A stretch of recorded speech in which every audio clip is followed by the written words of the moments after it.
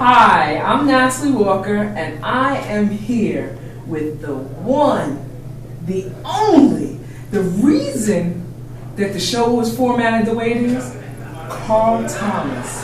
He's here in Sight to See. What's going on, y'all? How y'all doing? Me and Carl have known each other forever. Yeah. But I'm still going to ask you the same question I ask all my guests. Okay. Carl, I don't know if you remember Ally McBeal. Yes. Okay, so you know she had to have a theme song that played in her head to keep her going. Yeah. Do you have a song that just... Yes. Okay. Yes, but I don't think you want to know it. I don't think you want to know it. It's nothing vulgar or anything like that. It's just weird. You know what I mean? But that's part of who you are, isn't it? You don't want to share it? I would say abstract. Okay. You would say want to share weird. it? No, I think.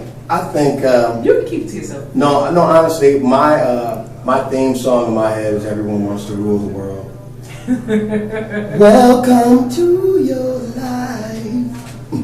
There's no turning back.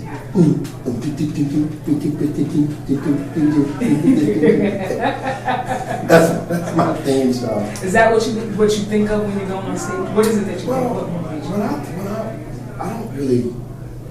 I don't really think of music when I get on stage, because if I think it, I can't be it. I can't become it, and that's my goal on stage. Is the art of being. Well, speaking of that, what is it that makes you responsible to your gift? I kind of know something. I think that I feel convicted about certain issues, and romance is one of those issues I definitely feel convicted about. Addressing just this whole man-woman thing. Communication. As you all know, that us guys are not the best communicators at times. I'd like to think that my music is somewhat helpful in that area.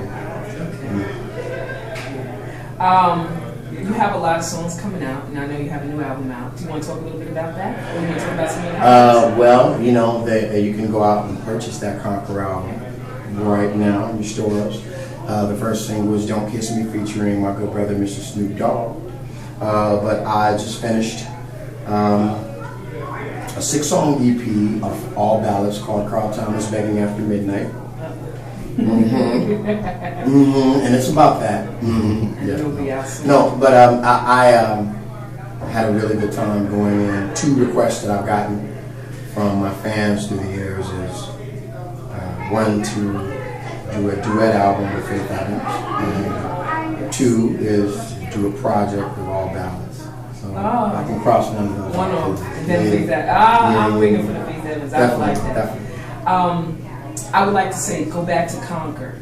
Your CD Conquer, I think is, I love all your CDs. So but there's certain songs on the CD that I love. Yeah, there's certain songs. Conquer itself is special. Running.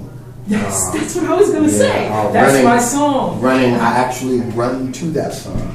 Yes. I think it's the only record that I've ever recorded that I actually apply to my daily life. That song is, you'll see a video of Running coming soon. It'll be on later on. That's my song, that's my motivation. I'd like to just share a little bit.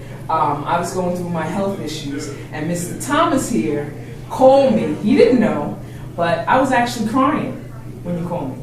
Wow. And he called me, and he had all of this inspirational stuff to tell me, and he just lifted me. At first, I didn't believe it was him. No, I really didn't. I was like, and but he had all this. And then I said a few things that only you would know. Yes. Only that would know.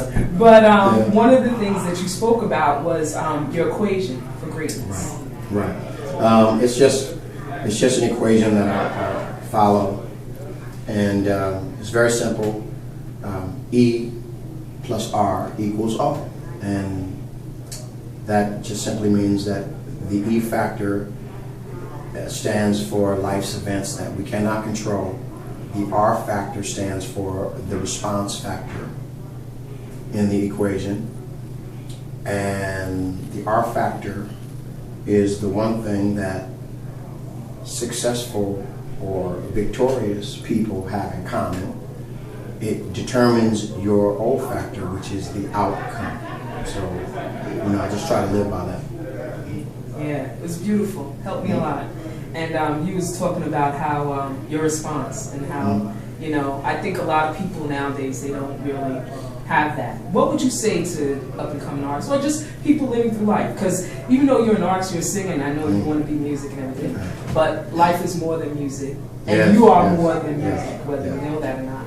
And you inspire people, And what is it that you would say that just would motivate someone, just in whatever they do, to just keep going, to never give up, to never stop? And this is a lot harder to do than, it's a lot harder to do. It's easy to say. But to all the artists that are up and coming or about to be up and coming, just make sure that you are your first fan. You are your very first fan. If you are your first fan of your own music, you will always treat it with respect. That's beautiful. I'm not going to keep you because he has a lot of people waiting for you. But before you go, I have to say this poem that was in part, I don't know if you've seen the video or not, that I wrote that was in part, of course, you inspired part of it, and it's called Awe-Inspiring Black Man. Did you ever hear that? Okay, well, I gave it to you. You're in it. Okay. The rhythm of your step, the lyric in your tone, understanding beyond belief in the twinkle of your eye, smile in your heart, the power in your hands, it's the love and the spirit that keeps the continuous tie. There's brothers in afros or sporting a twist, curly waves, or a baldy with the clean-cut shave, a roughneck child, a Wall Street kid, uniquely expressing yourself with locks or a low-cut fade. You're not a race of dogs or an animal of any kind. Underneath, I can see past the jagged exterior. Completely gifted, creativity abounding, truth be told, it's your splendor that makes other men feel inferior. See, I understand you. I realize your plight. Even the brothers who aren't exactly saints. Ultimate protector, mass destruction shield. It's your nature that will elevate you out of a world of constraints. I am an awe-inspiring black man fan. The breath of your nose, your soft, supple lips. Ooh, this beautiful creature has been unappreciated for so long. All the shades of black, your sizes that vary.